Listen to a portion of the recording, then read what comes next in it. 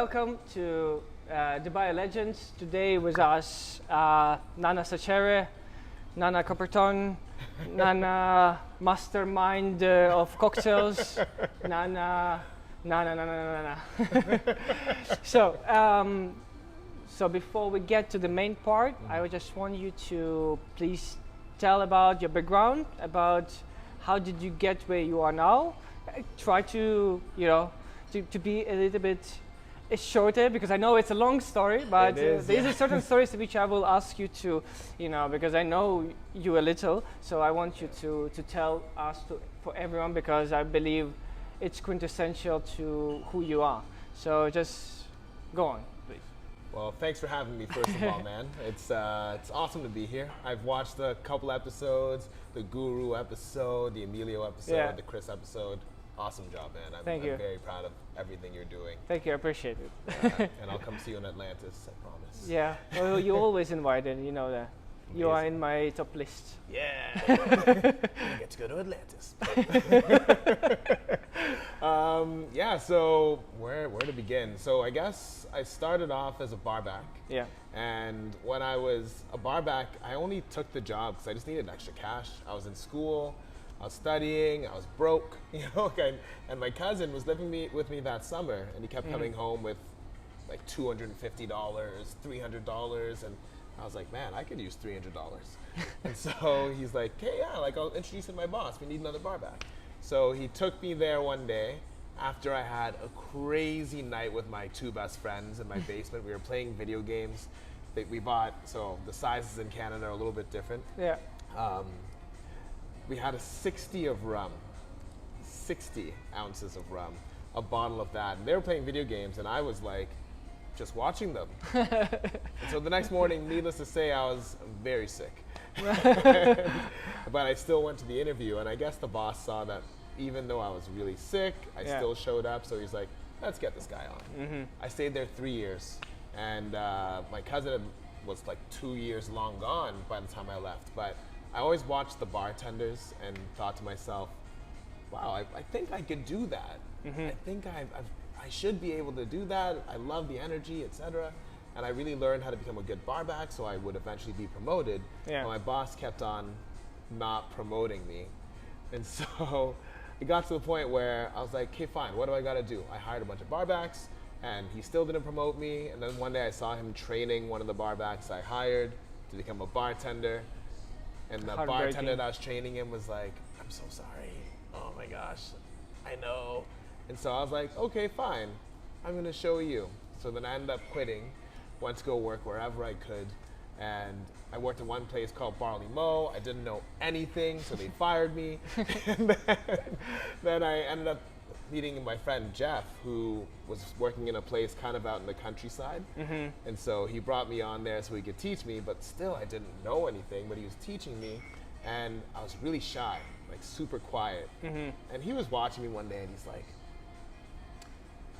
you need to say you're the king. And I was like, what do you mean? He's like, when you're walking around this bar, say, I'm the king, I'm the king. And I was like, yo, this is so weird. And he's like, no, just say it, yell it. And I was like, sure, okay. So I started walking around like, I'm the king. But he was trying to get me out of my shell, because he saw that I could probably do it. Okay. But I was just holding back. So eventually I got comfortable there, but the place wasn't good, so I left. And I ended up at this place called Milestones. Now, Milestones taught me how to actually really bartend. They had this program there called Devo, and Devo is a staff developer. So every single Milestones I was around back then, they don't do this anymore, but they had a group of people that were senior that were responsible for training people. And they were people that had giving personalities, warm hearts. They were very, very much about teaching and building people up. So the two Devos I had really inspired me. Sasha, Dow, they were incredible. Cardos. And I don't even know if they'll watch it, but I'm gonna shout them out. Shout out those two. So yeah, they taught me, and I stayed with that company for 8 years. I ended up becoming a Devo myself and getting this real deep passion for training people. And I opened up 8 different milestones. So every time they opened up a new store, they would send a group of us to go and train the teams. As a task force. As a task force within 4 days. So we have to get the restaurant ready in 4 days. but I was very passionate about it. I felt like I had this like really natural love for training, but I still felt kind of like I hadn't achieved everything. So one day I go to Toronto, I see Frankie Solaric, and I don't know if you've seen. Yeah, I did. Yeah, you saw Drink Masters. Yeah. So the judge, I went and I saw him bartend, and I interviewed him for this magazine that I was running at the time. And I was like, I'm not a bartender. This guy's insane. Like, all I make are mojitos and margaritas. And I thought, yeah, I know it. I'm really fast, you know? But I'm super, super fast. I make mojitos really, really fast. Back then, I was shaking with one hand, you know, because that was the spec. That was the rule. So I decided to try and learn craft cocktails. I left Milestones, which was very hard for me because it was really, really like a big part of me. Went to work in a place called Salt under my friend Steve Benson, who's kind of like one of my senseis. He taught me how to make an old fashioned. He taught me how to make Negronis, Manhattans, how to be a little bit crazy and crafty with cocktails, and he really inspired me. Eventually he left, I took over the bar, and Salt was like kind of working, but not. People loved coming to see me for my cocktails. I started getting a really good reputation in my city, and eventually Dubai came calling. My friend Isaac, who was like another bartender in the city, amazing guy, amazing bartender. He moved to Dubai, opened up West Lodge, and I said goodbye to him, and I was like, hey, maybe I'll come visit. Yeah. And he ended up calling me and saying, so how about Dubai? And I was a little overwhelmed. At the time, I had 9 different job offers, one in Calgary, a bunch in Ottawa, a couple in Toronto, one in Montreal. So I was like, I don't know what I'm gonna do. But I ended up going for the job interview in Toronto. My girlfriend at the time, she pretty much pushed me to do it. All right. She was like, I think you should just at least try it. So I go down to the interview, and I left that interview saying, I think I'm moving to Dubai. So within 2 weeks, I was on a plane, landed at West Lodge, crazy Dubai crowd, 600 people in and out. I was not ready for that. I was jet lagged. I hadn't eaten. I didn't understand what anyone was saying. Eventually, I got comfortable. West Lodge got a really, really good reputation. Isaac left. I took over the bar, joined competition after competition after competition, made random funny videos, held industry nights, and then I left there. Would eventually become brand ambassador for Beam Suntory. Did that for 3 years almost. And then I left there, went to PR, left PR, and now I'm running my own consultancy. Yeah.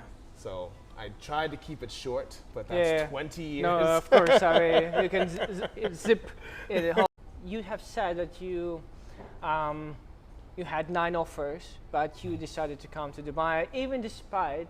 I don't know how was your relationship with your girlfriend, but I mean, you still choose to leave and go for Dubai. So why have you decided to come here exactly? Like, what did you see, maybe? Well, I mean, she and I, we were just kind of starting out, Okay. right? So it wasn't like it was a 10-year relationship. Yeah. And we were on the crossroads, like nothing like that. We were literally like, we were friends first, and then we started, and then like Dubai came calling, so I went to Dubai.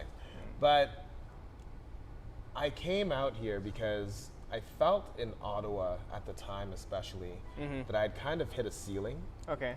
I was running Salt, and then I went and got another job at this amazing place called El Camino.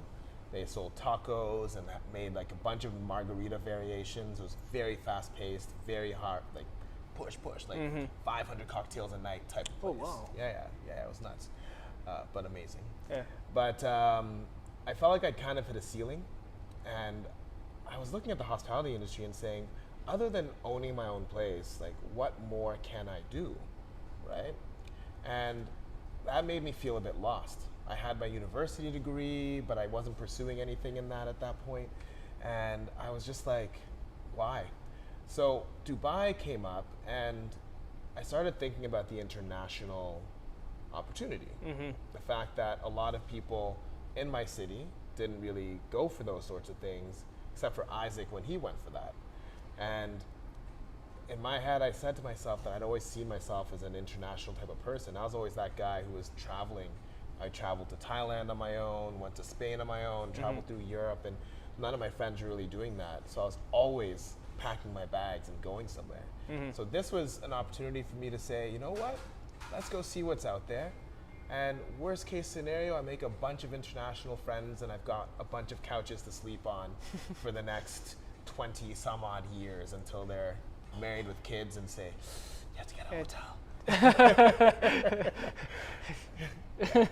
It's about, I mean, 20 years, maybe? Exactly. Yeah, so ultimately, it was the challenge of being out there in the world and ultimately seeing how I compared. Because in my city, I felt like I was one of the better bartenders. I was one of the people that people kept going to go see. And I kept learning as much as I could, traveling to New Orleans, New York, Toronto, seeing what the bartenders are doing so I could bring it into my own skill set.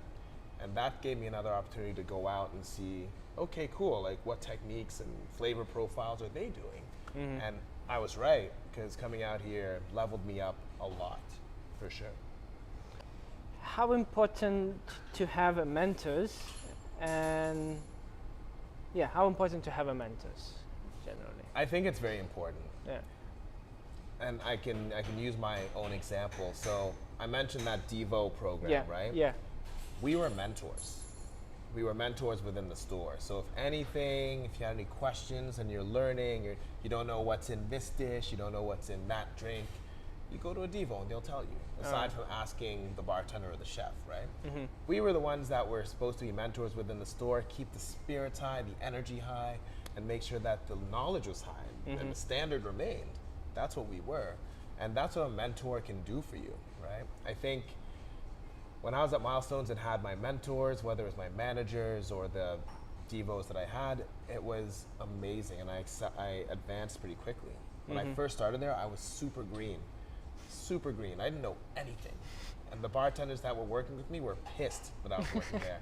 Until I was serving a table and they ended up tipping us like $200, and they were like, oh, you can stay. We'll figure this out. You can bring somebody into the team. Yeah, so you're one of those. Okay, cool. We'll show you the rest. No problem. And having mentors then really, really advanced me. But after that, Steve Benson was probably the closest I had to a mentor at the next job. But he left. So it's just me. I had to serve as the mentor. And I still do wish I had someone that I could kind of turn to. Okay. And I feel like since that time period, I've always kind of been like a bit on my own, trying to learn things. So I'm addicted to learning. I'm addicted to figuring things out. But if someone's there being like, oh yeah, hey, like you've got a little, you know? Helping to sculpt you a little bit, seeing your blind spots, it's so important. And I think in our industry especially, because it's so hard to get down on yourself. It's so hard to think that what you're doing isn't good enough, or so easy to think that way. And if you have a mentor, you'll go far. I believe that this is why you started at the Hostmasters Academy, correct? Because I wanted to lead to that eventually. Because I know you have this great project, you have a great mind, and you know it serves as inspiration to. At least for me, I speak for myself, to be honest. Thanks, man. I appreciate so that. yeah, really. I haven't watched all of the podcasts yet. I'll be honest, because they're like 1 hour, 2 hours. So yeah, it's like one hour. The longest one's it's my 2 rides from Hessa to work. Exactly. And I mean, I think there'll be a few episodes coming up that will be a bit shorter as well. Yeah. I'm due to do a few more because I've been pretty busy with the setup of the rest of it, but yeah, you're right. I think, you know, I've had quite a few jobs here, like whether it was as a bar manager or working as a business development manager or brand ambassador, and all of them I pulled such amazing experience from, right? I learned so many cool, unique things, and Hostmasters in a big way is me taking all of that experience and rolling it into this project. And I'm not even gonna call it a project. This project is me. Yeah. It is literally me, you know? I think we're all projects, you know? Like if we look at ourselves that way, where we're always working on something, correct, it's a good way to kind of look at it, while still respecting who we are, not working on it because we think we're bad, working on it because we just want to be better all the time. Yeah. But yeah, with Hostmasters, I thought of this company actually in 2014. In 2014, this was around the time that I started to kind of hit that ceiling that I mentioned before. Yeah. So I remember I was sitting down talking to my friend Chloe and telling her about this idea I had for a school of some sort where I would train people, and it would be a way for them to get experience and be able to go out into the world and get a job wherever they needed to. But also it was about respect, right? Creating respect within our industry. Because I think that one of the worst, most annoying questions you get as a bartender, and it always happens when you have given exceptional service and you've really made their night. You know, you're sitting there, they're like, wow, man, what a great experience. Bro, man, you're so good, man. Like, geez, like, so what's next then, man? What do you mean, what's next? Well, you know, like, you're not gonna bartend forever, are you? Yeah. You know, and that question, I think, has planted so many seeds of doubt in so many people. Yeah, for sure. Unnecessarily. Some of these bartenders are 21 years old. Like, what do you mean, what's next? What do you mean, what's next? You know, like, the gym if he's lucky, you know, like, come on. The breakfast in the morning. Yeah, exactly. But it's planted so many stupid seeds that don't need to be there. And so, I guess I'm on a bit of a mission with Hostmasters to try and add legitimacy to what we do, right? Because I think people that are outside of our industry don't understand how difficult it is. They don't understand that you couldn't just walk in off the street and be a master at this, you know? You can't walk in off the street and be a master in anything. So show all jobs the respect it deserves. But with Hostmasters, big pillar is training, big pillar, and it's not just about, in 1769, the monks of the Chartreuse region. It's not about that. There is that, of course, but it's also about creating well-rounded hospitality professionals. Right? So back in university, I used to do improv, right? So I would go to the theater class, and we would just sit there and play different improv games. And I know people wouldn't necessarily believe it, but yeah, there's definitely a shy side to me, you know.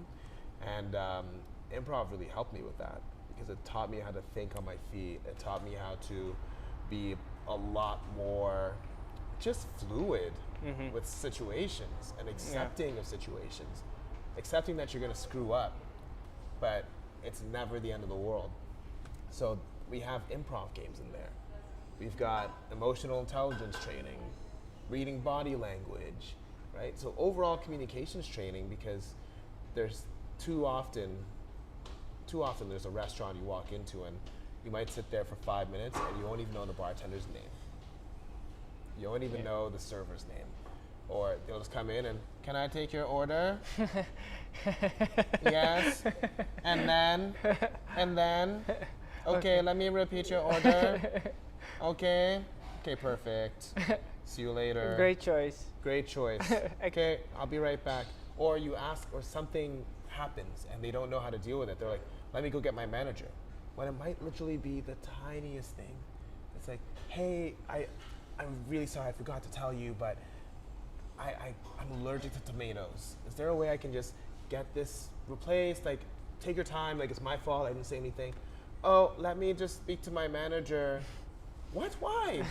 Just go. Make it happen. You know, like make it happen. Take initiative. And so the training's designed around that, creating that type of hospitality individual. Then I also do consultancy, so I'm helping with making menus, but I partner with different people because I'm one person, I'm one man. And you don't have brothers. Yeah, exactly. Clones. So I've got like a bunch of different professionals that I partner with to help get these things done. So on the menus, I work with a girl named Caitlin Wilkes, and she's another Canadian.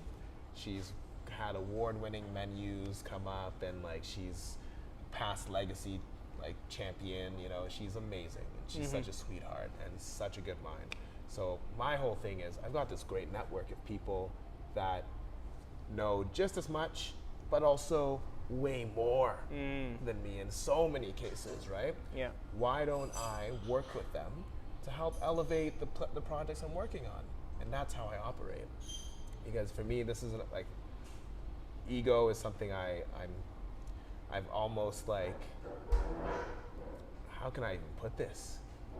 When I was young, I was afraid of having an ego almost. You know, I didn't want to have that ego where, you know, like people thought that I thought I'm better than them. No, like I look at everyone the same way, and if I know someone can help out and evolve something that I'm doing even better, then I will definitely jump on that.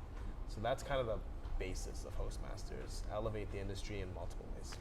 That's a huge project. Oh, you're telling me, man. I can tell. I mean, all of that. Yeah. It's massive, man. It's a big program. It's massive. Before we do the blind testing, the one last question: what make you be who you are today? Maybe people or situation. Like maybe you can say 1-2 situation and few people, perhaps, or if you mention them, then let's skip it. But what make who you are today, like what to do what you do?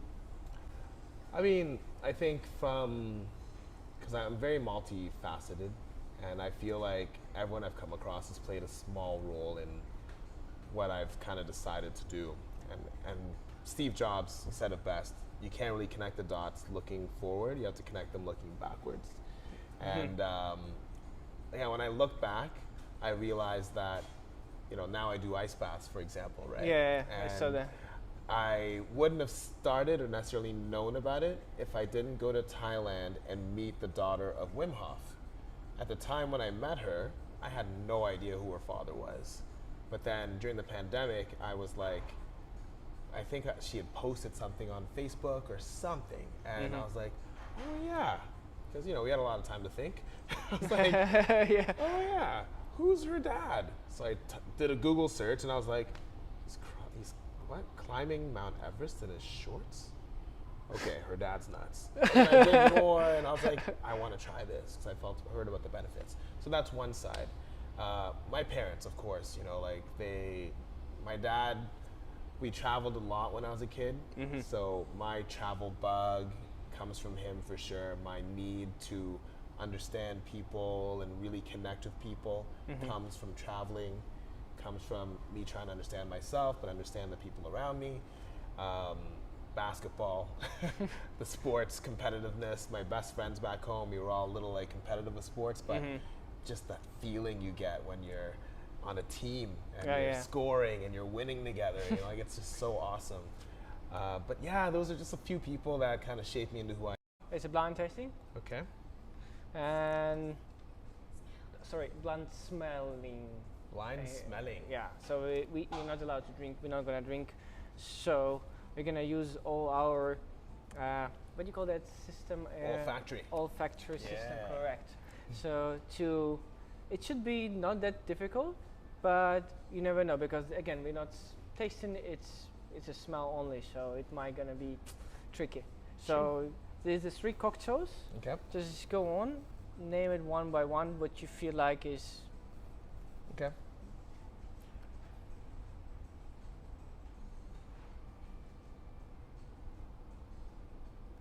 Daiquiri. Sorry. Daiquiri. Daiquiri. Okay. You can leave this one and then go on this next one, and then I'll tell you the.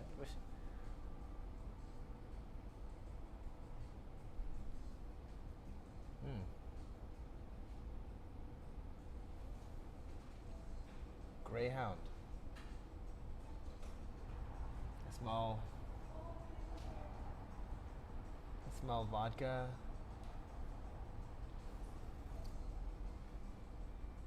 No, Cosmopolitan. Cosmopolitan. That's a Cosmo. Okay, now the third one. Okay, so that's vermouth.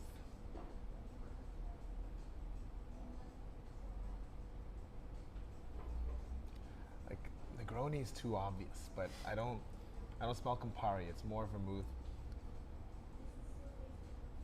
Could be Manhattan, but I could be overthinking. Could be overthinking it.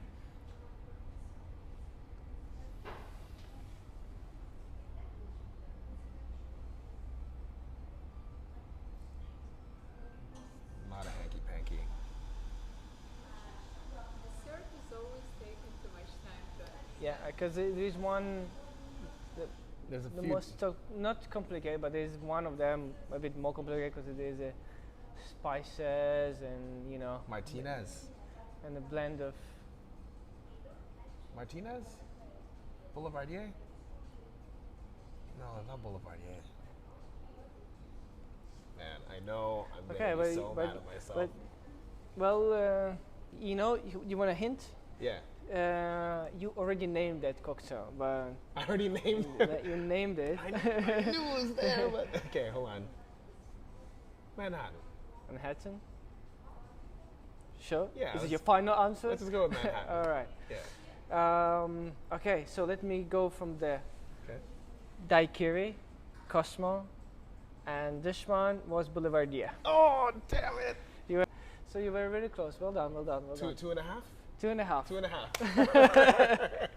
How did you take a news on 30% cut in Dubai, and how will it affect industry?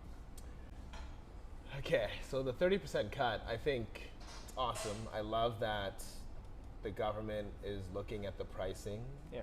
and just seeing how it's affecting all the levels, right? But obviously they aren't in operations, right? Yeah, so of course. they aren't working for the distributors, so it's a little bit of a different position.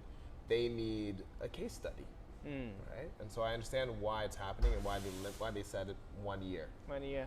But what I kind of predicted, and I think it's happening with quite a few different venues. All right.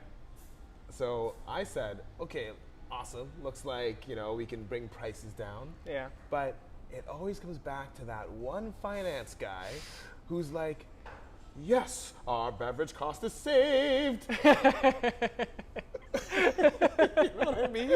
So this finance guy's like, well, let's keep the prices the same and make more profit. Like Right? Dr. Evil, And yeah. that's how they're looking at it Yeah. some of these places. True. So the whole holistic approach that government and the distributors are trying to take is going to potentially be ruined by this finance guy who is not managing the numbers well enough, right? Yeah. Plain and simple. And that's what, if this experiment doesn't work, this is the reason it's going to be. This is the whole reason. Because no one is taking the lead on it. No one is saying, I'm going to just bring my prices down. But then it is a little complicated, right? Yeah. Because when it was announced, they had purchased all the ingredients based on the previous pricing. Okay, So at the yeah. very least, you have to sell everything you bought. Yeah. But good luck. You're not going to clear your shelves in a month. Yeah, for sure. It might take 6 months to actually clear everything. And what I mean by everything, your super premium stuff. Exactly. That bottle of Louis XIII that's sitting on the top shelf, shout out Carolina, but Yeah. that's not moving. It's not exactly a Russian standard, Yeah, correct. So you're gonna have to keep that the same price, for sure. And then the bar rail stuff, sure, cocktails, easy to change. But Yeah. your premiums, good luck. Yeah. So it's not as cut and dry as people would hope. There's definitely some challenges, and let's see. I think only Jimmy Barrett took a step in Ergo to cut the 30%. At least it was announced. And as- Jimmy, Jimmy's a trailblazer, right? Yeah. Like he's the one guy in the industry that will literally be like, I'm gonna do this, and both distributors are like, cool, Jimmy, what do you need, right? He's Yeah. one of those guys, but he's also someone that doesn't like to necessarily. If he believes strongly in something, he'll do it. Yeah. He's not afraid to jump on those things, but he's also uniquely positioned because he's new, Yeah. Yeah. That's true. right? He's got a new venue, so he can actually. He's probably turned over quite a few things because he's very good with managing his stock. Laura, the team, they're not morons who will buy Yeah. something that's going to sit for 20 years, right? So. He's uniquely positioned, but if you have a place like maybe the established places in the city that sell high volume but don't sell everything, that's where there'll be a challenge. So Yeah. let's see. I think 6 months time. Let's see if more venues start to slowly change definitely wasn't going to happen overnight. For sure. No yeah. way. Maybe post Ramadan. That's when you'll start to see a lower price. Let's see. But then is that enough of a sample size time for the government to know if it works? Right? Yeah, that's going to be tricky. We said a year, but it could actually be 6 months. Right? Yeah. So that's something to think about. Let's see how it will work out. Yeah, probably we're gonna make another one, another episode about that once it's happened. Next time. Next time. Here we come to the hot topic, which is recently was brought up by some media, Instagram particularly. They found my tapes. Yeah. No? But, God, but okay. I didn't find them, so Okay, maybe thank they God. did, but didn't I? Not those days. That's some awkward text messages to send. I was too young. It was only once. So have you heard about the situation which happened in Tabu and liquid nitrogen?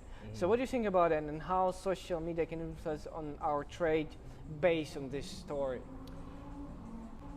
So, my thoughts immediately, because I know what the chef at Taboo, I know the bar manager, I know a bunch of the people that are at Taboo. Yeah. So my thought was to message them and see what the story was. Correct. Because what I perceive this as, so basically I looked at it and said, okay, there has to be more to it. For sure. Because it's liquid nitrogen, and whoever the server was, because they do run a pretty good service, they're trained well enough, maybe they're not like Simone Caporale, but they're good, so Yeah. in my head I was like, something must have happened, knowing full well, being from operations, etc. And then I speak to them and I actually find out that what was reported in the media was pretty much exaggerated. Yeah. It was exaggerated. It wasn't like this server was like, shook me all night long. Oh no. Like, that's not what happened. But they painted it out to be that way. Sorry, you're just in the way of some fun. You're just being awesome. You're not throwing awesome liquid enough. nitrogen. Liquid nitrogen. Everyone. Like salting liquid nitrogen on her back. That's basically what they painted it as. Yeah. And they're like, oh, you can't take the fun? Well, here's a free dinner. They acted like the management didn't do anything. Exactly. But in any restaurant, if something happens in this age of social media, the managers are probably going to be like, do you need a foot rub? Yeah. Hold on. She's from Thailand. You want her to come over? She knows Thai massage, elephant walk, They'll be doing whatever they could for this person. Yeah. But they painted it like it was such a monstrosity of a service. Yeah. So the social media has this big responsibility to tell both sides and tell the true side and not just what's for clicks. I come from a communications background in school. That's what I graduated in. Yeah. And even back then, in 1966, when I graduated, but even back then, There was no cars. yeah, I had to walk 10 feet of snow. So even back then, they were starting this process of like trying to encourage clicks, but it was way primitive. Now it's insane. Yeah. So what pisses me off about it is the media decided to paint our industry as incompetent, as not knowledgeable. Because they used fine dining restaurant, so the pinnacle of what service is supposed to be, right? And then painted this terrible picture Yeah. of a woman like severely burned from liquid nitrogen, like, like, Like, right? and also it's like, oh, minus 97, it's so dangerous, and then people like, oh my God, it's probably, let's say, done, and she don't have a back. Yeah. She have front on. Yeah, she has front. Exactly. Yeah, like they painted such a terrible picture, and it also shows a lack of ignorance on their part for not doing their research into, okay, does liquid nitrogen scar anyone? Does it create, what kind of burns would liquid nitrogen create if it comes in contact with the skin, right? So from what I heard, contacting my friends who were there, Yeah. they did follow up with the doctors. The doctor gave a green light and said you're going to be okay. But where's that in the news? Yeah. Right? And so I don't like this whole let's paint the industry as they aren't smart enough to be considered professional. Right? Exactly. Yeah. 'Cause that's the real narrative here. Yeah, like I got scars, but just four dinner for four. I mean, Yeah. can you make it for 8 at least? Yeah, exactly. It's like I want no, free dinner for the year. for the year. Yeah. You know? I want to own your Business lunch restaurant. every day. And I think she's like almost trying to close the restaurant down. And this is not me excusing Yeah, for the sure. behavior I mean- because liquid nitrogen, be careful, Yeah. right? But first, well, not first of all, 10th of all, they said that they poured the liquid nitrogen on her back. The canister with the liquid nitrogen actually fell on the ground, and some of it splashed up. Oh, okay. So there was no like Yeah. Espiritu Santos, body of Christ. There was none of that. You've been baptized. You are now Yeah. a mixologist. Rise, mixologist, Rise. with your liquid nitrogen. Yeah. So, like everyone has a responsibility to do their due diligence, and just Karens, like don't. Yeah. You close a restaurant down, that's 50, 60 people out of work. Some are sending money home, some can't pay their rent, some are trying to just make it in the city, and because you aren't hurt, you're gonna go and ruin lives, Yeah. right? So media, Love in Dubai, whoever it is reporting, like do your jobs as reporters. Exactly. Yeah. Do the checkup Yeah. on the information you receive. Exactly. Yeah, but like because negativity stuck first, and it's like it's kind of a hype, what it's called, Exactly. and this is why it's possible. But it's do the check every time. Yeah. Check. Check. You're a brand ambassador of Takamaka Ram. Yep. Right? Yep. And you've been ambassador before, so how is it to be a brand ambassador? How to become one, or what maybe skills to have, what personality perhaps, and also the last question, like, because I've been seeing it a lot, like, is it a bartending ultimate job? Like, because I mean, it's a pretty awesome job, yeah, right? I definitely think that being a brand ambassador has been the best job of my adult life, for sure. I can't complain. I think every time I see someone, they're like, "Whoa, you're in town? Wow, man! Like, saw you in Seychelles. I saw you in here," and I'm like, "Yeah, it's been good, like." And it is amazing, right? Being chosen as someone to represent a brand, Yeah. right? Because it's not like, you just apply for this job and like you're at a desk like you are literally representing somebody's dream in a region, right? And that's how I looked at it when I first became a brand ambassador, whether it was representing Sipsmith, Maker's Mark, Roku, whatever it is, and now Takamaka, right? You're representing someone's family's vision. This is supposed to sustain their family for generations, and you are the face in an entire part of either a city or a region. And so I take it very, very seriously. It's something that you can't really take the piss on, Yeah. And in terms of the skill sets you need, this is why I think this is also why my knowledge kind of skyrocketed once I became a brand ambassador, because I studied even more.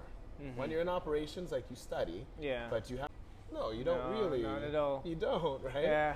Like maybe a quick YouTube video, Exactly. maybe a course on the weekend or something. Yeah. Maybe if you're not too exhausted Yeah, from the week, right? That's true. But ultimately, like, you have to be knowledgeable enough. Yeah. When you become one, then you study more, right? So that's number one. You have to have a good foundation. Number two, you should be able to speak to people comfortably, right? You should be a good communicator because you're representing the brand, right? So if you can't speak to people properly, or at least make them feel comfortable when you're speaking to them, then the brand isn't making people feel comfortable. Like, you become the brand. Yeah. Like, I haven't worked for Suntory in now over a year now, I think year and a half or something like that. And people still like will occasionally tag me in something, you know? But then the new brand ambassador is incredible. Like, Julia, you are amazing, you know? And now she's the brand. Yeah. Right? And I know she's also experiencing the same thing on a big scale right now. She's doing a bunch of competitions. She's doing so well, right? The Takamaka, now it's the same thing, right? And if you can't communicate and tell people the story and make them resonate with the story, then you'll be forgotten, which means that the brand is forgotten. Right? So that's one thing with being a brand ambassador that I think people might underestimate a little bit. They think, oh, you know, I get to drink for free and I get to travel. And Yeah, there's exactly. so much more. And also, I think another big thing people need to realize, there's a lot of paperwork involved. There's a lot of paperwork. Accounting. There's accounting, right? There's also, you have to know how to use PowerPoint and do presentations. Because one level that the trade sees is when the brand ambassador walks into the restaurant and is like, in 1795, da, da, da, da, da. But then there's the other level where you're part of presentations to other markets. You're talking to distributors, people that are in front of laptops on Excels and presentations all the time. So you are representing the brand to open a new market with your marketing manager and your country manager, right? So that's some pretty corporate stuff that we wouldn't necessarily think is about to happen or think of, right? So there's those levels that you will learn, but the baseline, good communicator, warm personality, welcoming personality, patient. I mean, impatient. You gotta be patient because you're teaching people, right? And when you're teaching people, they're not gonna be on your level, right? Some people are way higher, right? But you have to be patient with all the different types, because the people that are way higher, some of those people are, well, they want to put you in your place, you know? So you have to know how to handle that. But people that are way lower, you might need to explain over and over again. So you got to be patient with that as well, right? And that's the communication angle. So That's true. it's amazing. It's bartender's ultimate job, I guess, but it also shows you what is possible in the world of spirits in terms of where you can work. Okay, so there's 3 quick questions. Basically, you don't need to go over, but if you want, you can. So what is success to you?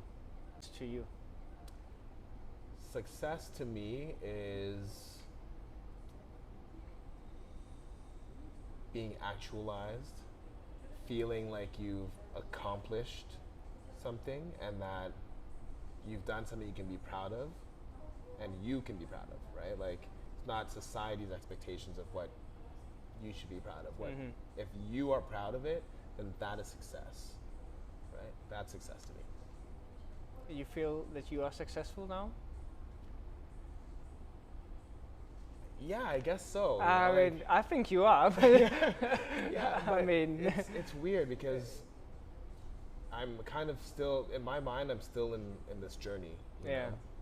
And I think people think of, and myself included, you know, when you think of success, you think of being done, being finished. Yeah, like it's an end result. It's an end result, right? But yeah, I guess you have to look at the journey as being successful as well. Yeah.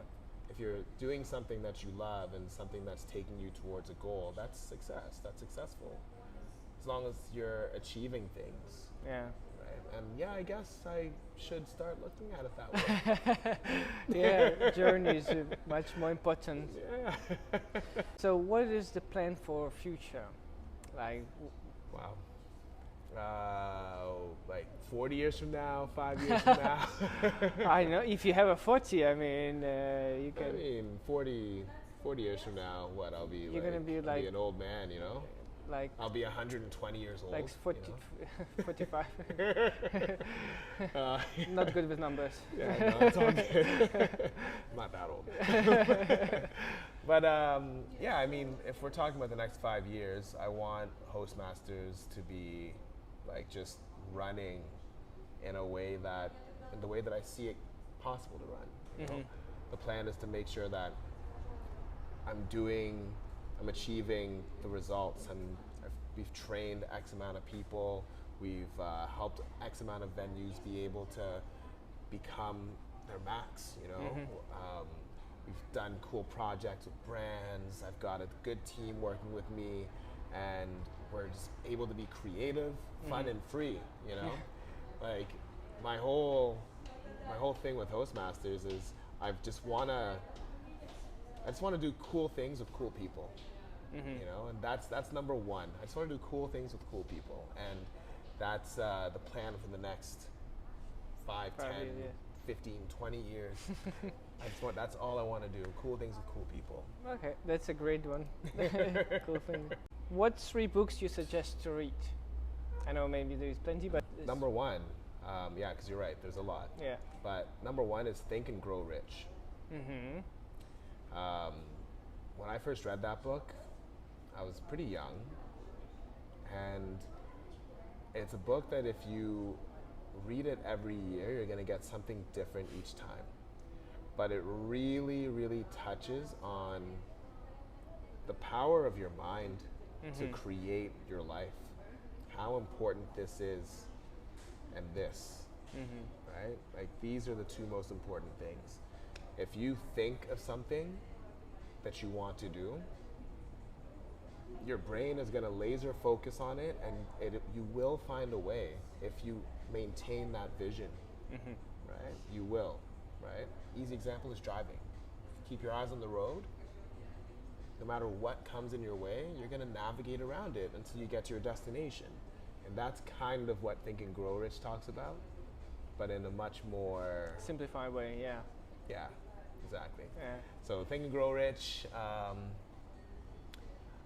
I'll name a story, so a fiction, and this one's called The Sicilian. Never heard about it. Have you heard about The Godfather? Of course. So this is written by Mario Puzo as well. Oh, really? Ah, okay. And you know when- I love that. You know when Michael goes to Italy? Okay. So this story takes place right before Michael's supposed to get back to America. The Godfather gives him one more mission. Yeah, I think I watched the movie. I think. The Godfather? No. The Sicilian? yeah, the Sicilian. No, it's not a movie. No? Only book. I mean, that's the second part. Yeah. That's when I mixed it up. Anyway. Yeah, so it's super good. There's a folk hero in there named Turi Giuliano. And I remember reading that book. He's kind of like your Robin Hood type of character. And, well, the Godfather wants to bring him to America. So that's Michael's last task before he goes to America. Okay. So the story's about that, and it's so good. Like, if I'm gonna list favorite literary characters, Turi Giuliano is right up there. I love it Okay, so I much. will download today books. I'm serious. Yeah, because do I love them. I read the good. The number Three, three, yeah. I guess I will. Yeah, why not? A bar book. Only because I truly believe that we need to start thinking about bringing things back to its root. The Cocktail Codex. Yeah. Okay. The Cocktail Codex, and this isn't what I'm going to recommend, but it talks about the 6 original cocktails, right? The 6 cocktails that the template is based off, all that stuff, right? I love that book, and I use that in some of my teachings. But Jared Brown's book, 100 gin cocktails with 3 ingredients or less. Yeah. I think I've seen it. Yeah. 100 cocktails with 3 ingredients or less that have stood the test of time. Meanwhile, we are throwing 5 ingredients, 6 ingredients, 10 ingredients. Like, there's a bar in, I forget whether it's like Norway, Poland, I forget, but I was reading some of the recipes, and it's like 0.25 of this, 0.35 of this, 0.45 of this, and it's just like 15 ingredients, but in such crazy fractions to make a crazy balance. And I'm like, I want to try them and see if the balance is achieved, but that's not something everyone can do, nor should everyone necessarily strive for it. If that's your style, that's your style, right? But I think we need to look at cocktail books like that and look at those roots of the cocktails with 3 ingredients and realize that they're undefeated. They're literally undefeated, right? So we should focus less on how many crazy ingredients we're putting in and a lot more on just the experience we're giving. And cocktails shouldn't be complicated when you have uncompromising ingredients, right? Yeah. So that's it. Simplicity is ultimate sophistication. That's it. Okay, so let's do the final last part. It's a small quiz. Okay. So, it's very short. Okay. I didn't think about it too much. So, gin or rum? It's either. Either or? Yeah. You know what? Rum. Rum. Yeah, I'm liking rum a lot these days. Not just because of Takamaka, but like, I think there's a lot of potential we haven't explored. All right.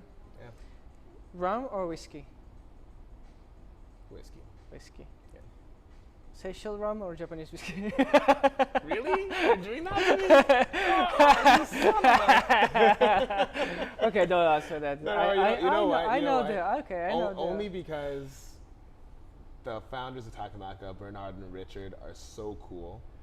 They will literally be super cool with whatever answer I give. Yeah. Right?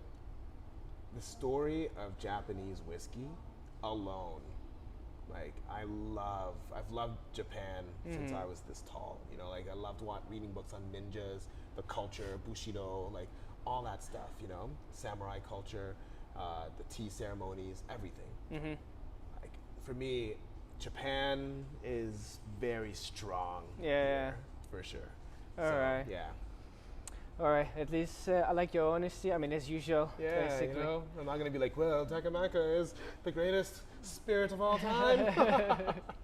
By the way, I have all the not all Takamaka, but and the back bar I have it all. Overproof, coconut, and white. Yeah. So. Good man. Now I can come and drink. Yeah. Exactly. Okay, we finish it up. We're wrapping up. Again, I just want to thank Nana, and also please subscribe on his channel and Hostmaster Academy. Yep. I will leave the link afterwards in the bio, so we all can join in.